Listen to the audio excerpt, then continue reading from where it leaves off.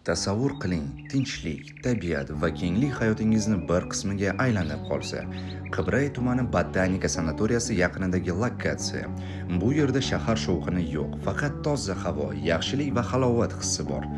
Bu UG Construction tomonidan barpo etilayotgan biznes klassdagi botanika kottedj shaharchasi. Loyiha hozir rejalashtirish bosqichida va start savdolari allaqachon ochilgan. Loyihada ikki xil turdagi uylar ko'zda tutilgan.